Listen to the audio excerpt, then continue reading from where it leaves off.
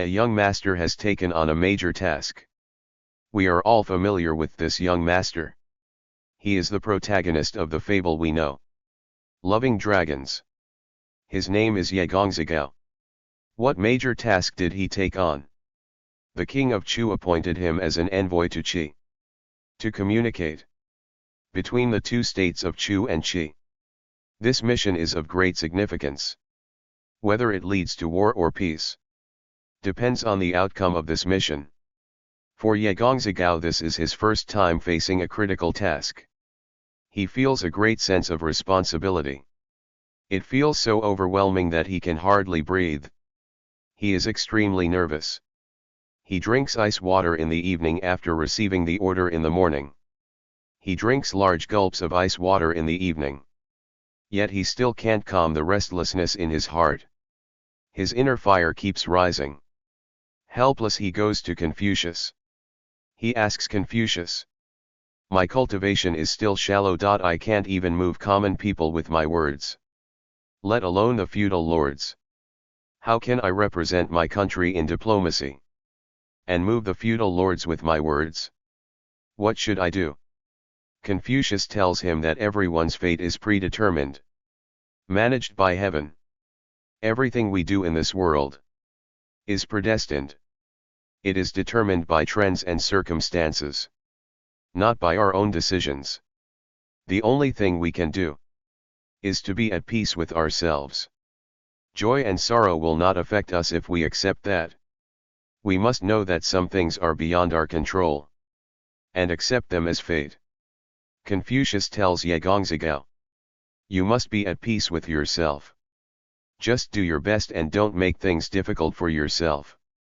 Since we can't control everything, you won't feel restless and anxious, and your inner fire won't rise. Life is a psychological battle. We must overcome ourselves. Just be at peace with yourself. Don't make things difficult for yourself for the sake of face. Since we can't control everything, we might as well go with the flow. Once you let go and relax, everything will change." He then tells Yegongzagao, "Transmitting words of joy and anger is the hardest thing in the world. Sometimes a message gets distorted as it is passed along. How can you ensure that your message remains pure and even turns something ordinary into something extraordinary?" Confucius tells him, "Transmit the ordinary emotions. Do not transmit exaggerated words and you will be almost complete." This means that if you can keep your heart still and maintain a calm and composed mindset, your message will be just right. The same words can have different effects depending on who speaks them. If someone speaks with a restless mind, the message will be biased and distorted. But if someone speaks with a relaxed and empty mind, their words will have power and can touch people's hearts. This is the art of transmitting ordinary emotions without adding personal emotions, prejudices or biases. This way you won't harm yourself. It is the way to preserve yourself. Confucius repeatedly advises him to relax and not be nervous. Once we relax, our divine nature emerges.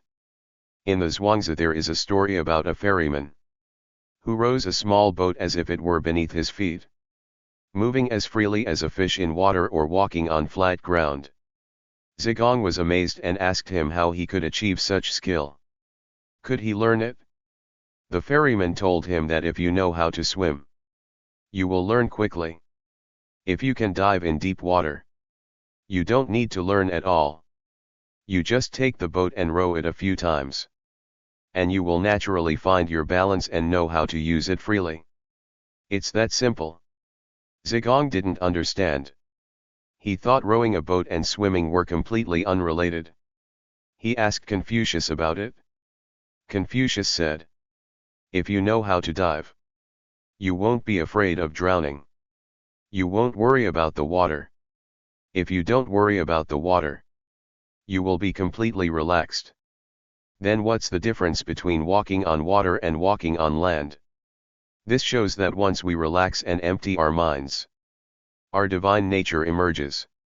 Our subconscious comes out, and we naturally become skillful. We all know that when swimming, especially when doing the backstroke, if you completely relax, you will float automatically. As long as you relax, you will naturally float on the water's surface, without any effort.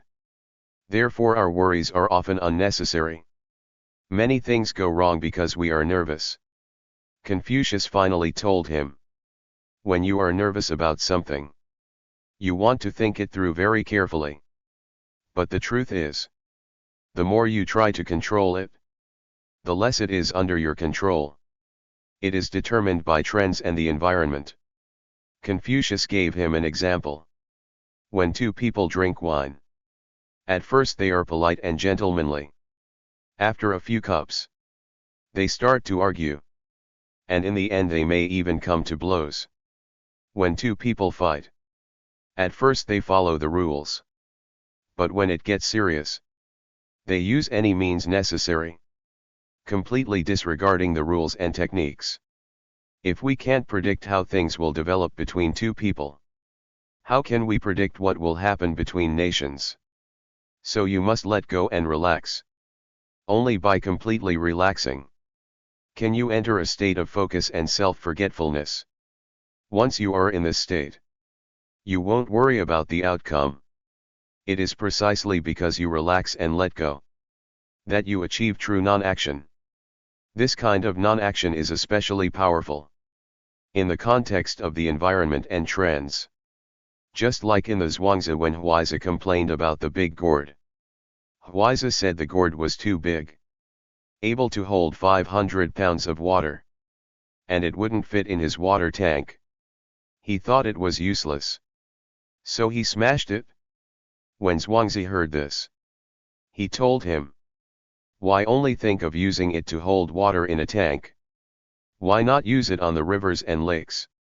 It could serve as a large boat, floating on the rivers and lakes, saving countless people. This is the idea that the useless can be useful. The more you think something is useless in small matters, the more it can be a stroke of genius.